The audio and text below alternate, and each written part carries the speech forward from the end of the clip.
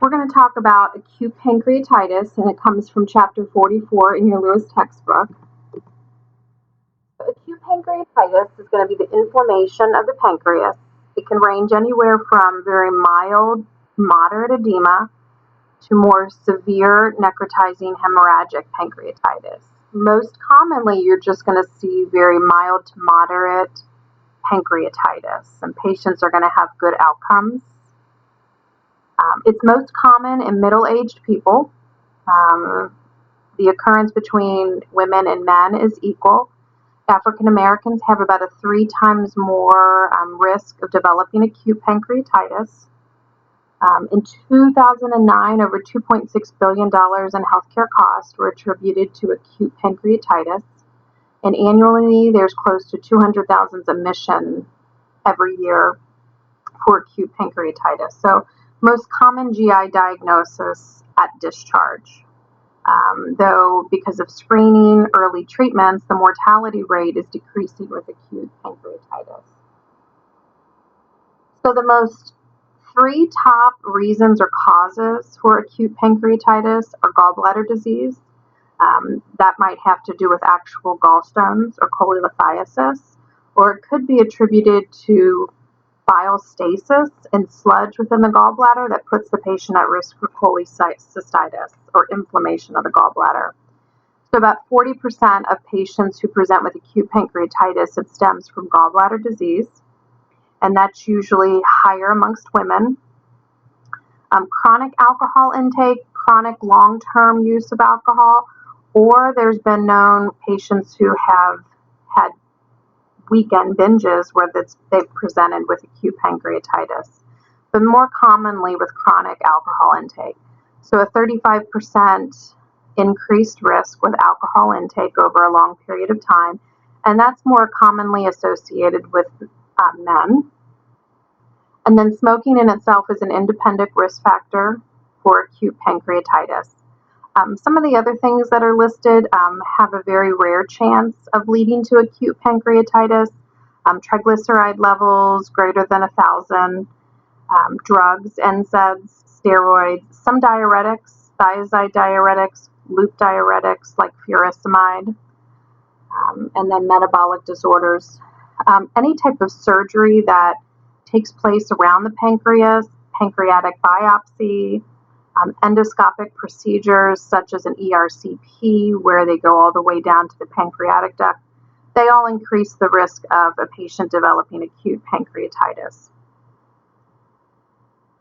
Any type of trauma like abdominal injury in a motor vehicle accident, that increases a patient's risk to developing acute pancreatitis. Viral infections such as the mumps,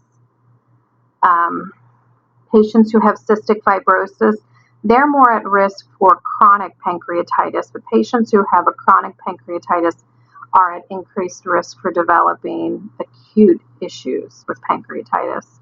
And then, of course, there's always that percentage of patients who we don't know why they have presented with acute pancreatitis. So about 10 to 30% of causes is idiopathic.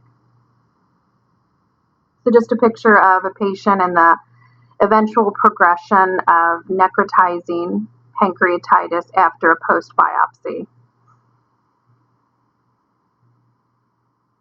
So from a pathology standpoint, regardless of the cause, there's going to be an auto-digestion of the pancreas.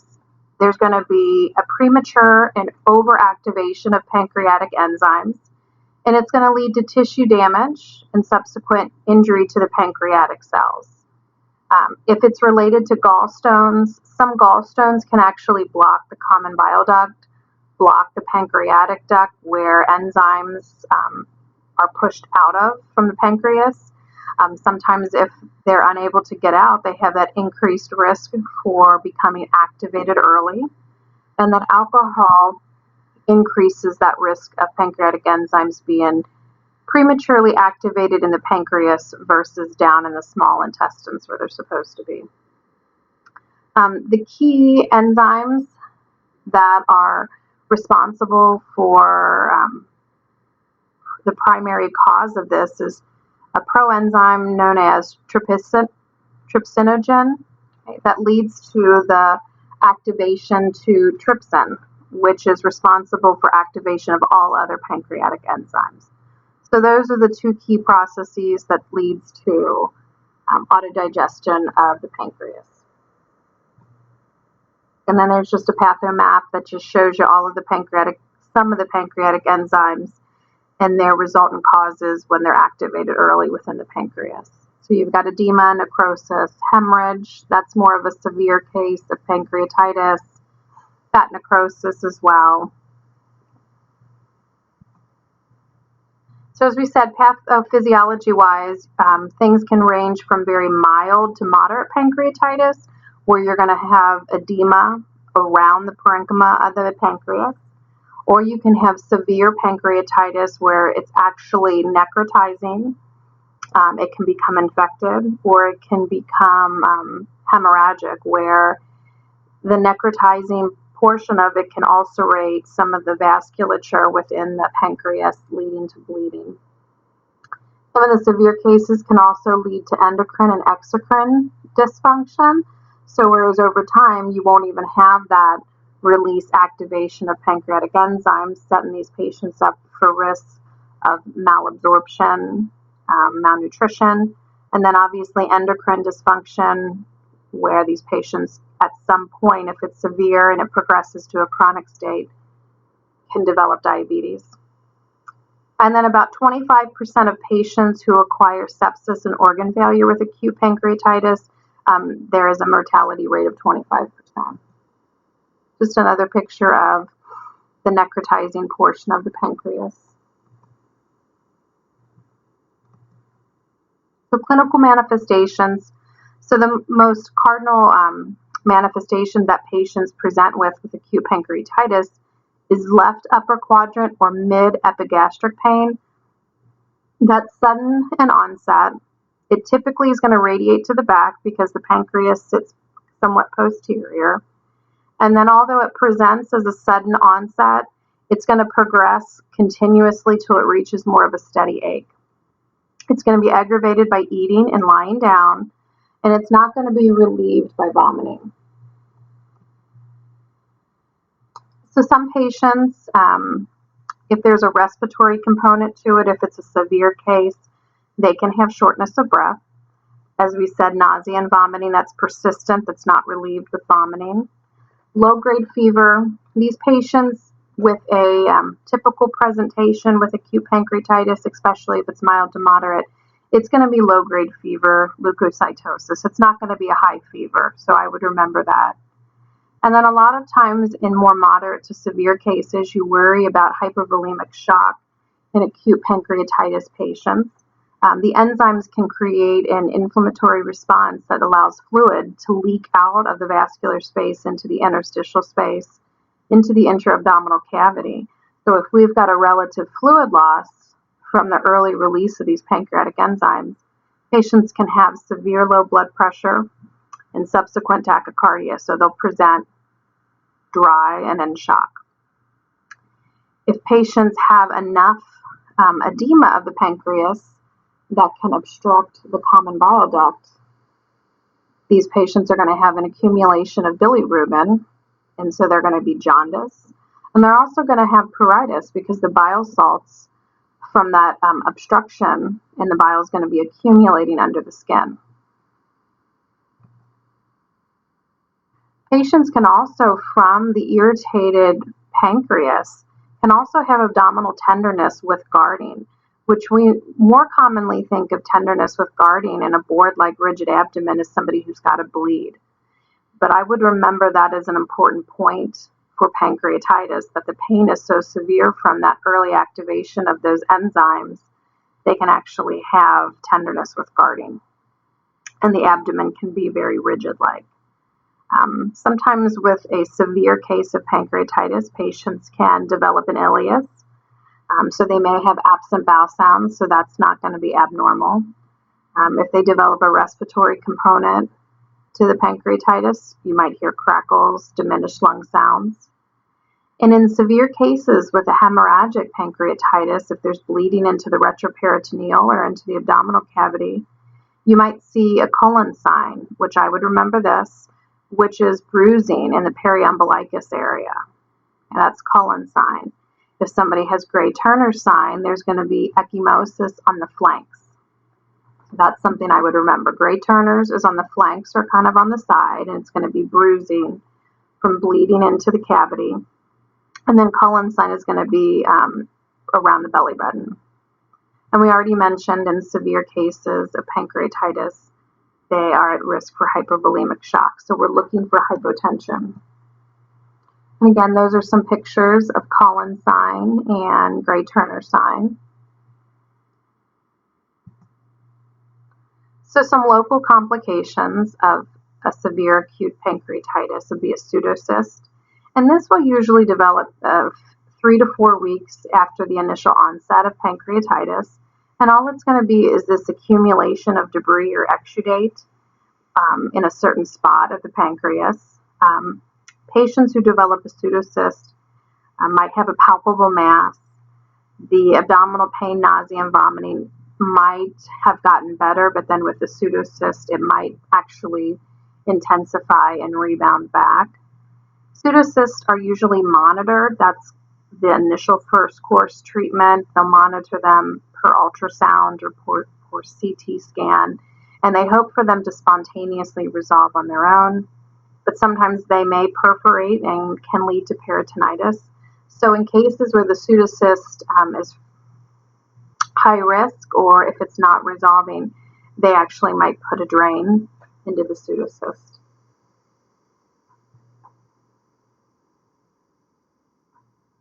There's just a picture of a pseudocyst. Another local complication is going to be a pancreatic abscess. These patients definitely would be started on antibiotics. There's a lot of different opinions about whether patients who present with acute pancreatitis should be started on antibiotics immediately.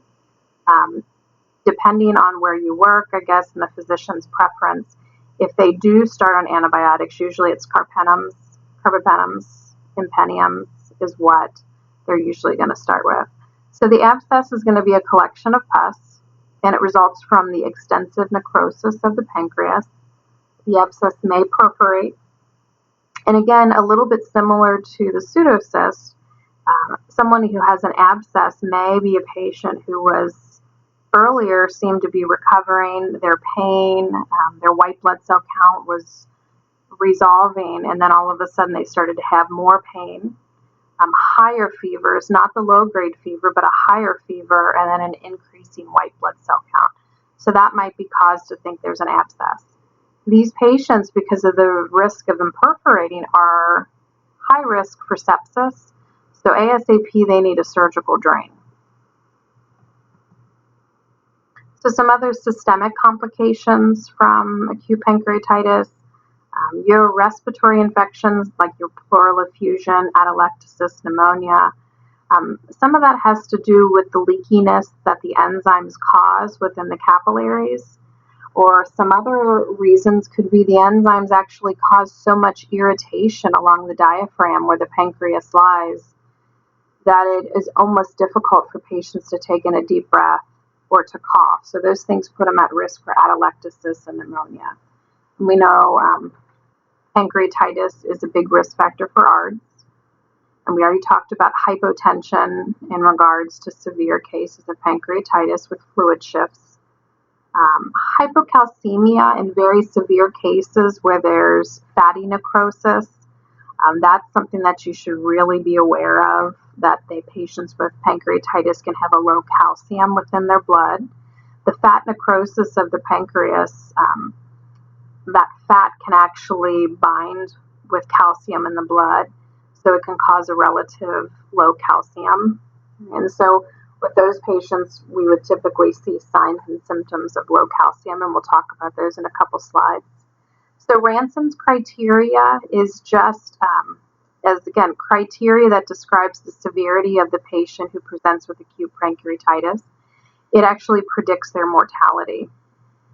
So the more points that the patient accumulates, the higher percentage their predicted mortality rate is. So if these patients present or 48 hours after admission, they acquire some of these factors, it places them at a higher risk for death. So 7 or more is 100% risk for death. So this is called Branson's criteria.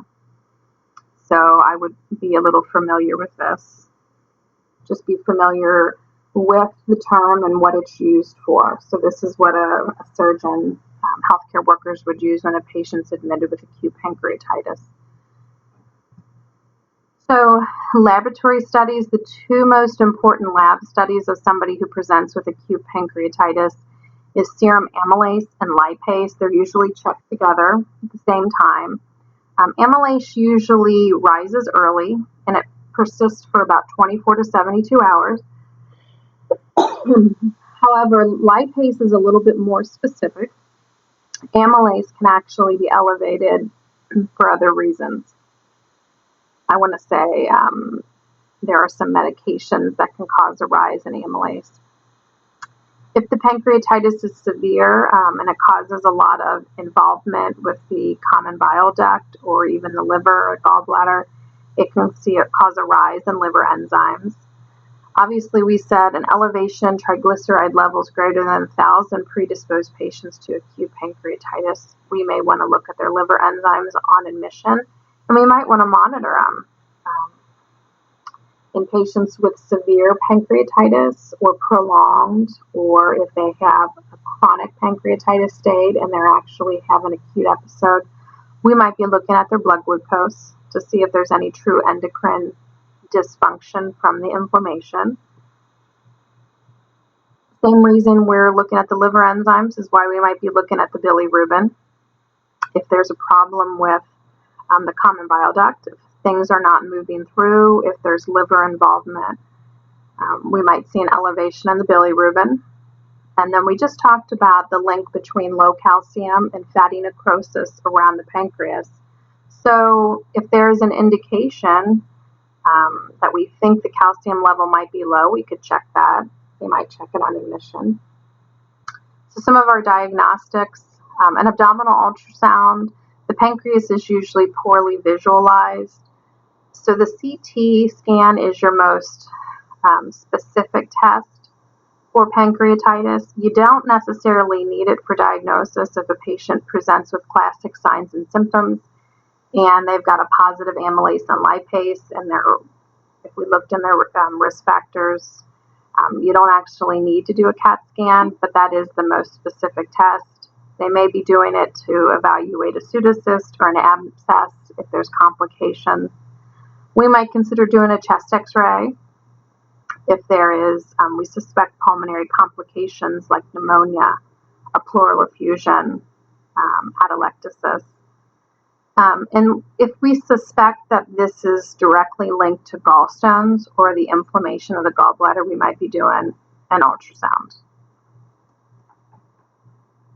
So our key objectives, and I would remember this, pancreatitis is usually a straightforward diagnosis with treatment. Relieving their pain.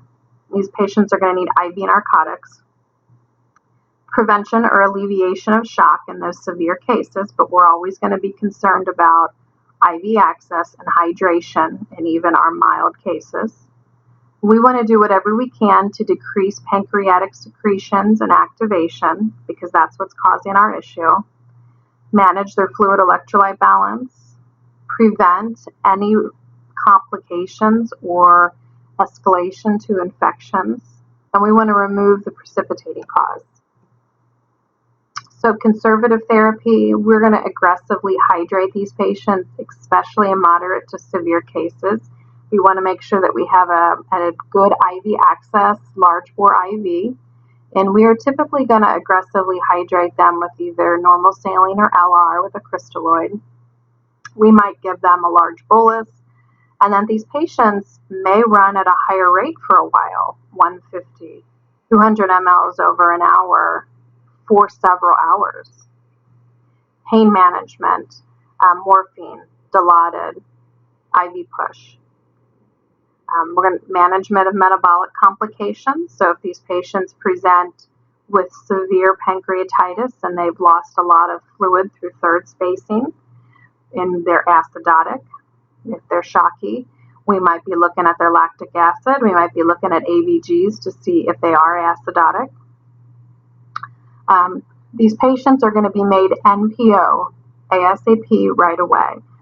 That's going to help stop some of that activation of those enzymes. And like we said, shock, we talked about that. Fluid and electrolyte balance, we're going to manage that. We're going to look at hypotension, so we're going to be managing and watching their blood pressure and their vitals very closely. And we're going to be doing what we can to prevent infections. Like we said, there's a lot of controversy on whether these patients should be started on antibiotics right away. And we know that if they are, they're going to be carbenims. So aggressive hydration, pain management, NPO status, monitoring vitals, assessing this patient for shock. Most important key features of this slide. So pancreatitis does not necessarily go right to surgery. It depends on the cause. So if it does stem from gallstones or the inflammation of the gallbladder, they might let the patient settle for a little bit, let some of the inflammation from the gallbladder and the pancreas settle down, and then they'll go in and take out their gallbladder. For some reason, if it's an uncertain diagnosis and the patient has not been responsive to conservative therapy or bowel rest or fluids, then they might go in. And then, of course, if they develop a pseudocyst, an abscess, they might do a surgical drain or a percutaneous drain. Or in severe cases, they might have to go in and do a debridement or a washout procedure. So drug therapy, as we said, morphine, Dilaudid, pain medications to relieve pain, but they also can decrease metabolic activity during somebody who's in the peak phase of acute pancreatitis. That can actually slow the release and activation of pancreatic enzymes. Antispasmodics or anticholinergics like atropine, that has the ability to decrease vagal stimulation and decrease the pancreatic enzymes outflow. The things with antispasmodics is because they dry up secretions and they slow things down, they're contraindicated in somebody who has a paralytic ileus. So our patients with acute pancreatitis are at risk for an ileus. So our role before we give an antispasmodic is to make sure these patients have bowel sounds. So we need to check their bowel function. Diamox is a carbonic anhydrase inhibitor. It actually can also decrease the volume and concentration of pancreatic secretions. And we know antacids, they neutralize gastric acid secretion. And so it's going to decrease their production of hydrochloric acid, which is linked to the secretion of pancreatic enzymes. So by giving an antacid, in the grand scheme of things, we can decrease the secretion or the activation of pancreatic enzymes. Prilosec or omeprazole, proton pump inhibitors, are going to also decrease hydrochloric acid secretion, which is going to be linking to pancreatic stimulation. So if we can decrease that hydrochloric acid secretion, we're also going to decrease that stimulation for pancreatic enzymes to release. So nutritionally, like we said, on admission, NPO always. In very mild cases, very, very mild, sometimes they might be put on clear liquids. But for the most part, NPO. Okay? In severe cases, when we do think about starting fluids or food on these patients, for whatever reason, if they're not able to take food by mouth, we might have to consider doing enteral tube feedings versus TPN. And so what the research tells us is that enteral obviously is far superior to total parenteral nutrition through an IV. So we would actually put a post-pyloric feeding tube in all the way to the jejunum, and that's how we would feed those patients. And so the evidence tells us they have much better outcomes. If for some reason we do have to give these patients TPN because of the risk of triglycerides and pancreatitis, we need to monitor their triglyceride levels if we're giving lipids with the TPN. And obviously, no alcohol at all. So there's no increased improvement with just reducing alcohol intake. They actually have to stop drinking. So just some of the things that we'd consider on a nursing assessment, their history, the predisposing factors, investigating that. How did they present? Where was their pain? Was it in the left upper quadrant? Was it in the mid epigastric? Did it radiate to the back? Did they have a fever? Was it a low-grade fever or no fever? And then we're going to be looking over time at their skin color, their sclera, their inner canthus to see if they've got jaundice. There's some respiratory components to it. We're going to be looking at their rate and their work of breathing, their lung sounds, their oxygen sats. If these patients are at risk for shock, if they have a severe case of acute pancreatitis, we're going to be looking at their blood pressure, their heart rate. And lab testing, as we said, we're looking at their serum amylase, lipase. Is it trending down, which lets us know that things are improving? How's their calcium level? Is the case severe enough that they've got a lot of fat necrosis where we actually have a decrease in calcium levels? And what's our CT scan show, if we had one? So our key nursing diagnosis is acute pain, clearly related to the inflammation and the irritation that the pancreatic enzymes cause. Yes, these patients are at risk for fluid volume deficit, imbalanced nutrition because they are NPO, and in some cases they actually will have an NG dissection. And if it's directly contributed to drinking, poor diet, high triglyceride intake, it's ineffective self-health management. So our goal is to relieve these patients' pain, to balance their fluid and electrolyte status. We don't want them to have any complications, and we want to reduce any recurrent attacks. So from a health promotion standpoint, we are going to do a lot of education regarding diet, a reduction in fat, triglycerides, elimination of alcohol intake. Are we cutting back or are we stopping smoking? And if it's directly related to biliary tract disease, what are we going to do about the gallstones? We're going to watch them or are we going to take them out? Take the gallbladder out. So from an acute standpoint, again, monitoring their vital signs frequently, looking for changes in their blood pressure, their heart rate, assessing their respiratory status, their SATs, their work of breathing, their lung sounds. Monitoring their IV fluids. Like we said, they'll be getting boluses, they'll be at a high IV rate. And we want to look, are these patients are at risk for volume overload? Do they have a cardiac or renal issue preliminary? So that way we are concerned about volume overload for these patients after a certain amount of time. And because these patients may have come in with a lot of nausea, vomiting, if we keep them NPO, if we put them with an NG to low wall suction, these patients might be at risk for electrolyte imbalances, sodium, magnesium, potassium. So we need to monitor for that. We talked about hypocalcemia in severe cases. So we're going to be evaluating these patients for tetany, irritability, jerking. Do you put a blood pressure cuff on one of these patients? You check their blood pressure and their hand jerks up, or there's a carpal spasm. If there is low calcium, we're going to treat it with 10% calcium gluconate. So some other things, the Schwaztex and the Trousseau sign. So the facial gently tapping on the facial nerve, and then you have kind of a spasm or a twitch of the eye in that affected side of the face. Again, like we said, putting a blood pressure cuff on and pumping it up, and the patient has a carpal spasm. Those are two bedside tests that you can do to evaluate for hypocalcemia. I would remember those. So acute intervention, we talked about assessing for pain, appropriately managing it. And then when it's applicable, when these patients are able to start taking fluids, food by mouth, if we can, we're going to convert them to an oral equivalent when it's appropriate.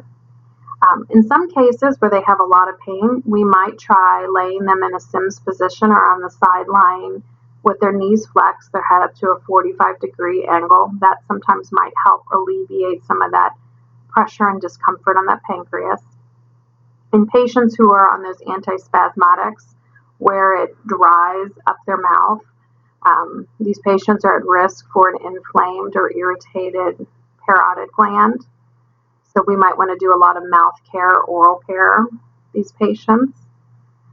And if they have to take antacids to decrease that hydrochloric acid secretion, we might have to give the antacids through an NG tube, or we want the patients to encourage them to sip it very slowly. So some other things, as we said, we're going to observe them for signs of complications or infection. Again, increasing pain, an elevation or a rising elevation in pancreatic enzymes, higher grade fever. Did we not have a fever for a while and now is it back again? So to help prevent some of these respiratory complications with atelectasis and pneumonia, we want to keep these patients moving, turning, coughing, deep breathing, using the incentive spirometer. And then we're going to keep them upright, Fowler's position, assessing these patients for paralytic ileus. If they present and they're having problems with their blood pressure, with hypovolemia from third spacing, they could be at risk for pre-renal failure, pre-renal acute kidney injury. In severe cases, prolonged cases, we're going to be looking at their glucose levels. They might have to be put on insulin or a sliding scale. And then when these patients go home, in severe cases where they've been in bed or limited to bed for a long time, there's a lot of atrophy that's set in, so they may have to go home and have intermittent home care therapy come in to work with them to build their strength. If it's related to alcohol, we're going to work on patients, encouraging them to seek help, get some counseling, maybe some support groups. And our dietary teaching, which is important, these patients are going to start small, 6 small meals a day. We want them to be on a low-fat, high-carbohydrate diet and avoiding alcohol, like completely eliminating it, and maybe minimizing spicy foods, heavy meals for a while. So our expected outcomes, again, adequate pain control. We want the patients to report a decrease in the level of pain, adequate fluid volume status. We want their patients' hemodynamics to be maintained, an adequate urine output. We want their electrolytes to be balanced. We want them to be knowledgeable about treatment, and we're going to look at their lifestyle alterations. Have they made some changes? Are they looking to make changes in their life as a result of this diagnosis? And as we talked about, getting help for their alcohol dependence.